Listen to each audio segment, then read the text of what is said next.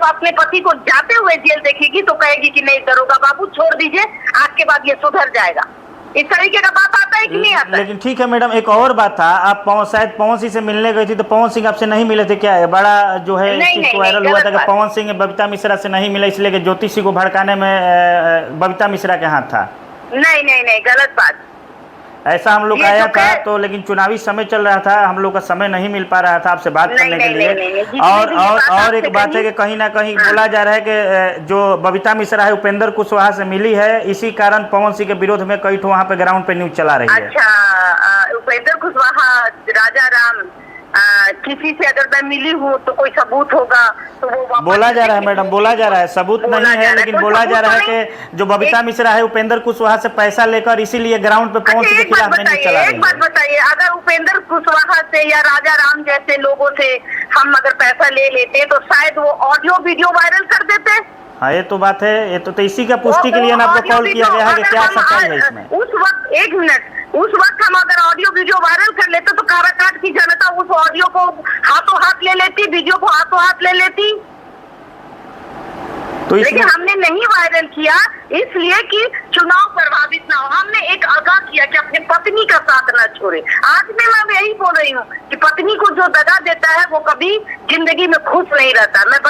मैं बस इशारों में हमने ये बातें कह दी। और रही बात, आप देखिए कि क्या हमने उपेंद्र कुशवाहा को ये कहा कि वो जीतने जा रहे हैं? नहीं, हमने कहा कि उपेंद्र कुशवाहा का खेल बिगाड़ेंगे और उपेंद्र कुशवाहा की जीत वहां से नहीं होगी। मैं आपको लिख के देती हूँ। लेकिन मैडम चलिए ठीक है, मैं समीकरण की बात करती हूँ, मैं ग्राउंड रिपोर्टिंग की बात करती हूँ, और वो ग्राउंड रिपोर्टिंग में राजा राम और पवन सिंह के बीच टकराव दिख रहा है, ना कि उपेंद्र कुशवाहा का। अच्छा ठीक है, आप एक पत्रकार हैं, आप ग्राउंड पे बहुत काम किए हैं, काराकाट में लगातार आपका ग्राउंड हम देख रहे थे, हम लोग देखे हैं। क्या लग रहा है वहां से काराकाट से चुनावी समीकरण में कौन वहां से जीत हासिल कर सकता है? काराकाट जो है, देखिए, अगर समीकरण में की बात मैं करूं तो 2019 की मैं बात करती हूँ। 2019 में कहीं ना कहीं उपेंद्र कुशवाहा आरएल से हैं, तो उन्होंने अब जिस समय एनडीए ने उनको, एनडीए से वो खड़े नहीं हुए थे, एनडीए से महाबली सिंह 2019 में खड़े हुए थे, महागठबंधन से महाबली सिंह थे, जो आपका उनको 3 लाख से ऊपर वोट आया था। उपेंद्र कुशवाहा के 3 लाख कुछ वोट था, यानी 80-85 हजार, हाँ जी 84,000 वोट से जीते थे महाबली सिंह। उपेंद्र कुशवाहा हार गए थे, राइट। और राजा राम सिंह को मात्र 24,000 वोट मिला था, यानी कि 3% वोट। क्यों मिला था? इसके पीछे का रीजन था कि भाई देखिए, उस समय आरजेडी ने उनका समर्थन नहीं किया था, यानी कि कोई महागठबंधन नहीं थी, उनका समर्थन नहीं किया था, नहीं समर्थन करने। और अब देखिए कि ये जो 6 लाख वोट है, ये वोट अब टुकड़ों में बंटने जा रहा है, राइट। 19 लाख की आबादी है, 19 लाख की आबादी में अब महागठबंधन वहां वर्चस्व की लड़ाई लड़ेगी। महागठबंधन में आप देख लीजिए कि एमवाई का समीकरण बहुत मायने रखता है, और लालू प्रसाद यादव एमवाई समीकरण में फिट बैठते हैं, और यादव का जो वहाँ वोट है वो 3 लाख के आसपास है, और मुस्लिम का वोट मान के चलिए 2 से 2.5 लाख के आसपास है। हाँ, और कुछ राजा राम कुशवाहा का अपना वोट तारा का वो है। तो जब इंडिया गठबंधन में वो चले आते हैं तो कहीं ना कहीं वोट तो सिर्फ किनका कट रहा है? उपेंद्र कुशवाहा का कट रहा है। तो उपेंद्र कुशवाहा का अच्छा कर, तो मिला जुला वहाँ लड़ाई जो है पवन सिंह और जो है राजा राम कुशवाहा है। और मैं बता दूं कि अगर मुझे मैंने अभी तक, मैं लिख के देती हूँ, मैंने किसी भी बड़े नेता का अभी तक कोई कवरेज नहीं किया, ना ही हमने किसी का इंटरव्यू लिया, चाहे वो राजा राम कुशवाहा हो, चाहे वो। लेकिन फिर मैडम, फिर भी आपको बदनाम क्यों किया? मैडम एक बात पूछना चाहे, आपको फिर बदनाम क्यों किया जा रहा है? आप पे बहुत सारा लगाया जा रहा है कि ज्योति सिंह से भड़काने में इनका हाथ रहता है, बहुत सारा। एक मिनट, जो महिलाएं बोल रही है वो महिलाएं 5,000 में काम करने वाली है वहाँ, महीनों से वो एक दिन का 5,000 ले रही है, तो वो नहीं बोलेगी तो कोई और बोलेगा क्या?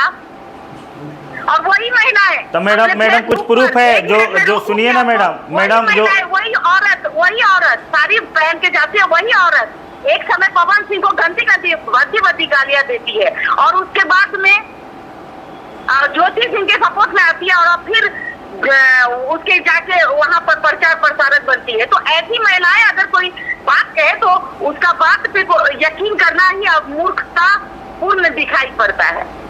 वो सिर्फ पैसे के लिए जीती है और हम पत्रकार हैं, हम पैसे के लिए नहीं जीते। हम उन मुद्दों की बात करते हैं जिन मुद्दों को दिखा करके हम जनता को आगाह कर सकते हैं।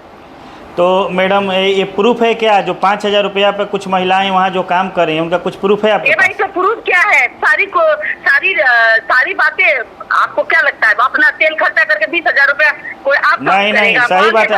अपना तो कोई खर्चा करके नहीं जाएगा, अपना तो कोई नहीं करेगा।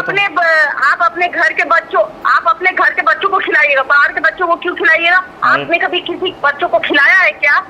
हाँ ये तो बात सही है। खिलाया, जाहिर सी बात है। वो लोग तो फेक है भाई। एक हफ्ता फाउंडेशन में काम करती थी, एक आपको याद होगा अंजलि अरोरा। हाँ, अंजलि वाले मैटर को लेके छपरा में बहुत बड़ा कांड था, रसूलपुर में, और सूरज की हत्या हुई थी। उस हत्या में जाके ये लोग फोटो का छपास का रोग ले लेती है, फोटो खिंचवा लिया और मीडिया देता है आपको, मीडिया आपका फेस बनता है। आपने फोटो खिंचवा लिया और वो ले आए। अगर बबीता खिंचा नहीं होती तो उसका केस ट्रू नहीं होता और उसके कातिल जेल नहीं जाते। आप जाके रसूलपुर जाइए, वहाँ के छपरा में उस परिवार से मिलिए और मेरे बारे में सुनिए उनके मुंह से कि हमने उनके लिए क्या किया है। हमने तेज प्रताप से मिलवाया, हमने एसपी साहब से मिलकर आवेदन उस केस को ट्रू करवाया, जो सच्चाई थी उसके लिए तैयारी की, और आज उसके जो अपराधी है वो जेल में है।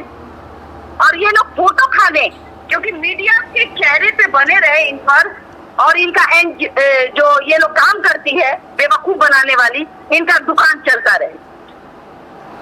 चलिए, बहुत बहुत आपको अपना कीमती समय देने के लिए मैडम धन्यवाद। मीडिया आपको चमकाती है तो मीडिया आपको गिरा भी सकती है। हाँ ये तो बात सही है।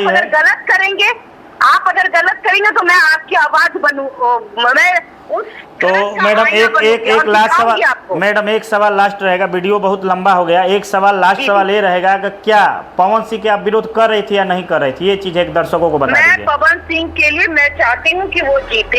हाँ, एक बहन होने के नाते ज्योति सिंह की, और ज्योति सिंह भी आज भी हमको बहन ही कहती है और कहती है कि लाखों में एक दीदी हूँ मैं उसकी। तो जाहिर सी बात है पवन सिंह ज्योति सिंह आपको बहन एकदम मानती है?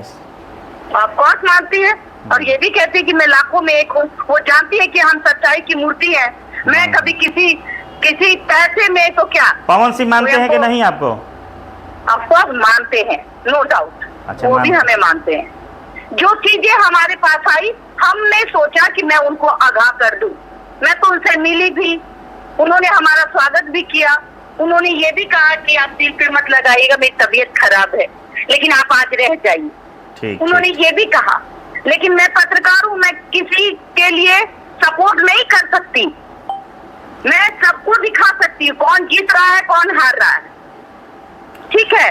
और निर्णय 4 तारीख को होगा कि कौन जीता है। लेकिन हम इसी भी चाहते हैं कि एक बार भी अपनी पत्नी का वो अपने जुबान से नाम ले, जिस तरीके से बहन का नाम लेते हुए वो बार बार जिक्र करते हैं, जिस तरीके से माँ का जिक्र करते हैं, तो पत्नी का क्यों नहीं। हमें बस इसी बात का चिंता लगता है, और इस चिंता का निवारण सिर्फ पवन सिंह कर सकते हैं और कोई नहीं कर सकता। और अगर गलत है तो आके बोल देना कि बबीता मिश्रा गलत है, फालतू का बात करती है। दोनों में से एक आदमी भी आके कहते कि नहीं बबीता दीदी गलत बोल रही है, तो हम आज से आपको क्या किसी को इंटरव्यू और हम अपने चैनल में जोड़ने नहीं जा रहे। जी ठीक है मैडम, बहुत बहुत आपको मैं पचड़े में भी नहीं पढ़ूंगी। कल को कोई हमको ये दोष ना दे, देखिए पत्रकार महोदय, कल को आप भी मुझे दोष ना दे कि भाई मैडम आपने तो मिलाया था, ये लोग तो अलग हो गए। लेकिन क्या आपको क्या लग रहा है कि लोग फिर अलग हो जाएंगे? आपका क्या है भाई? आप तो ज्योति सिंह से काफी क्लोज हैं। भगवान न करे कि जिस चीज को हमने सुना है, जो वो ऑडियो वीडियो जो मेरे पास आया है वो महिला के द्वारा, हाँ, तो हमें लगता है कि अगर ऐसा कुछ हुआ तो जिम्मेवार वो महिला ही होगी। महिला ही होगी, सही बात बिल्कुल, क्योंकि उस ऑडियो वीडियो को मेरे तक लाने का क्या मतलब था? नहीं, सही बात है, सही बात होना था तब देखा जाता, लेकिन वो ऑडियो वीडियो मेरे तक पहुंचा क्यों? क्या मकसद था? राइट राइट, ठीक है। और हमें लगता है कि लोग समझदार हैं, अब समझेंगे। उनको कोर्ट से हमें चुनाव से कोई मतलब नहीं है। चुनाव एक प्रक्रिया है, उसमें किसी की जीत होती है, किसी की हार होती है। ठीक है मैडम, बहुत बहुत आपको धन्यवाद अपना कीमती समय देने के लिए। Thank you. ठीक है, ओके।